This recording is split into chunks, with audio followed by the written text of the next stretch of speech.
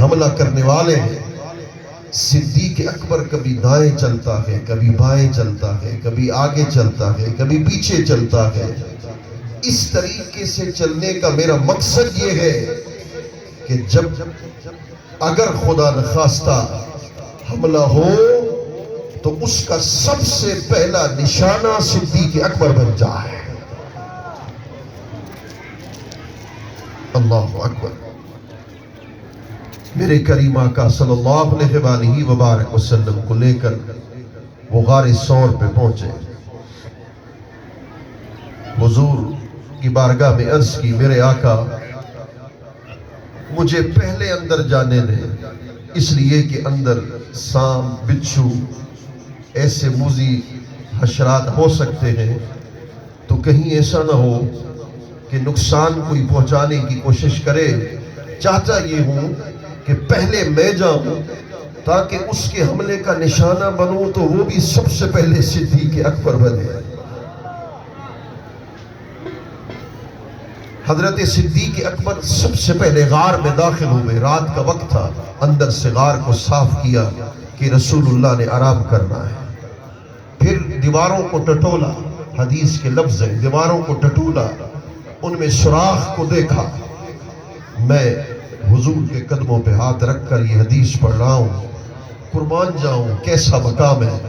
جب دیکھا کہ سوراخ ہے، کپڑا ہے نہیں، تو صدیق اکبر نے اپنی قمیض کو اتارا، قمیض کے ٹکڑے ٹکڑے کیے اور ایک ایک سوراخ کو بند کر دیا۔ ایک سوراخ باقی بچا، اس پر حضرت سیدنا صدیق اکبر نے اپنی ایڑی کو رکھا، اور جب یہ سارے انتظامات کر لیے تو صدیق اکبر نے عرض کی، میرے آقا آپ اندر تشریف لے آئے۔ جب حضور نے دیکھا کہ قمیض نہیں ہے، فرمایا قمیض کہاں گئی تمہاری؟ عرض کی آقا سوراخ تھے، سوراخ کو بند کرنا تھا، اس لیے میں نے اپنی قمیض کو پھاڑا ہے اور سوراخوں کو بند کیا ہے۔ رب کعبہ کی قسم، شان دیکھو حضرت سیدنا صدیق اکبر کی۔ حضور اس ادا سے اس قدر خوش ہوئے، رسول اللہ نے دعا کے لیے ہاتھ اٹھائے، ہاتھ اٹھا کر دعا کی، اے اللہ قیامت کے دن صدیق اکبر کو جنت میں میرے ساتھ میرے درجے پہ رکھنا ہے۔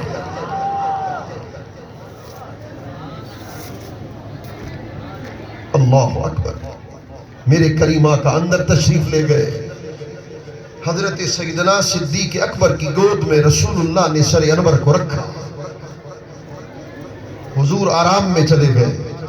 حضرت صدیق اکبر ساری رات بیدار رہے۔ ادھر سانپ نے ان کی ایڑی کو کاٹنا شروع کیا۔ جب زہر اس نے گھولنا شروع کیا، کاٹنا شروع کیا، درد کی شدت ہوئی، تکلیف کی شدت محسوس کی۔ سیدنا حضرت صدیق اکبر نے آنکھوں سے آنسو بہے، مگر حضور کو بیدار کرنا مناسب نہیں سمجھا کہ حضور کے آرام میں خلل نہ ہو جائے۔ حدیث پاک میں آتا ہے جب صبح ہوئی، میرے کریم آقا نے فرمایا صدیق اکبر یہ اپنی حالت کیوں بنا رکھی ہے؟ یعنی آنکھیں سرخ تھیں اور گریہ کا عالم تھا۔ عرض کی میرے آقا ساری رات سانپ مجھے کاٹتا رہا، میں نے ایڑی کو نہ ہٹایا، آپ کے آرام میں خلل نہ ہو اور آپ کو بیدار کرنا بھی مناسب نہ سمجھا، اس لیے میرے آقا ساری رات آپ کی بارگاہ میں آپ کی غلامی پہ میں مامور رہا۔ اب یہاں بات روک رہا ہوں، بات عقیدے کی ہے۔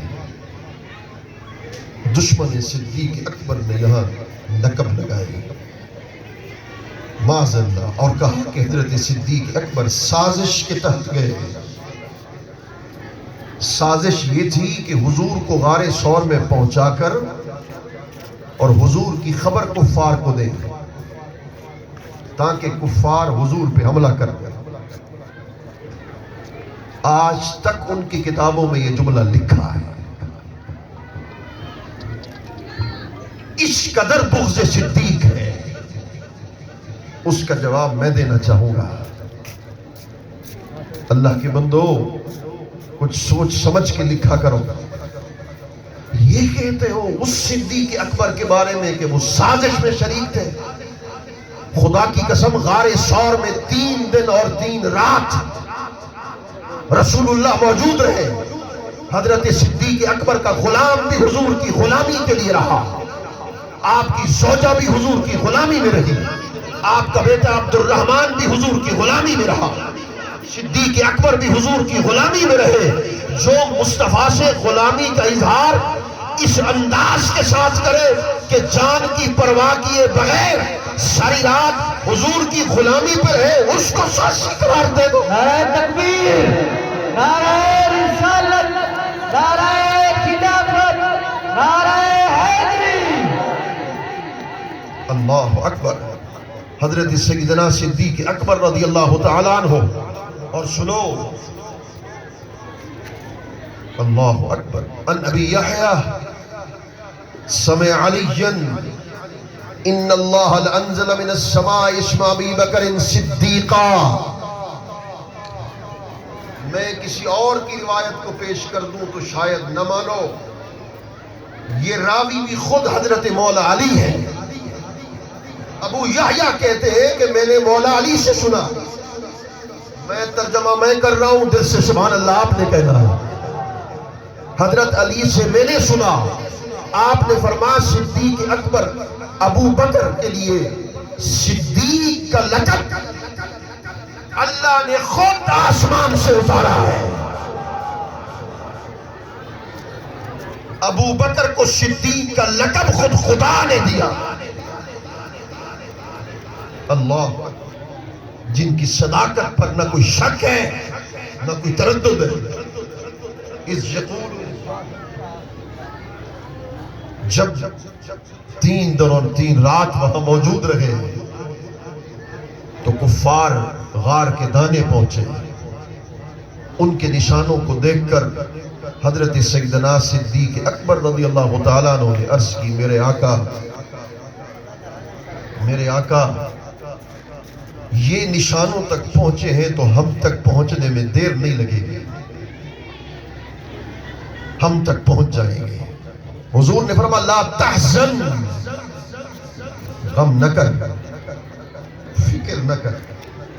یہاں نہ کب لگائی، میں ایک ایک سوال کا جواب دیتا جاؤں گا۔ رب کعبہ کی قسم جو علی کا ذکر کرتے ہیں اور علی کی محبت کے دعوے دار ہیں، مجھے رب کعبہ کی قسم سنی سے بڑھ کر علی کو ماننے والا کوئی مائی کا لال پیدا نہیں ہو سکتا۔ اور جو نوکر صحابہ کے نعرے لگاتے ہیں، ان کو بھی بتا دینا چاہتا ہوں، صدیق اکبر سنی سے بڑھ کر صدیق اکبر کی شان بیان کرنے والا کوئی سنی نہیں ہو سکتا۔ اللہ اکبر۔ ہم دونوں کے غلام، دونوں کے نوکر ہیں۔ میں اسی حدیث سے دونوں کی عظمتوں کو ثابت کروں گا، آپ کا ایمان تازہ ہو جائے گا۔ حضور جب چلے، یہ حضور کے لیے پیش کر رہا ہوں، حضور جب چلے تو اپنے بستر پر مولا علی کو سلایا، سفید چادر اوڑھی، مولا علی آرام میں چلے گئے۔ صبح ہوئی تو لوگوں نے پوچھا علی جب پتا تھا کہ حملہ کر دیں گے، ان کو یہ تو پتہ نہیں تھا کہ حضور تشریف لے گئے اللہ کے حکم کے مطابق، تو آپ پر حملہ کر دیتے، آپ کو شہید کر دیتے، آپ کو شہید کر دیتے۔ آپ کو بستر پہ نیند آ گئی تھی، توجہ سے بیٹھنا ہے، بستر پہ نیند آ گئی تھی۔ مولا علی سے کہا جب تلواروں کا سایہ ہو اور اس کے نیچے نیند کیسے آئے؟ بھی کسی کی تلوار لگ جائے بندہ تو شہید ہو جائے، آپ کو نیند کیسے آئی؟ تلواروں کا سایہ تھا۔ فرما خدا کی قسم بستر حضور کا ہو، خوشبو حضور کے جسم کی ہو، علی سو رہا ہو، علی کو نیند نہ آئے، ایسے کیسے ہو؟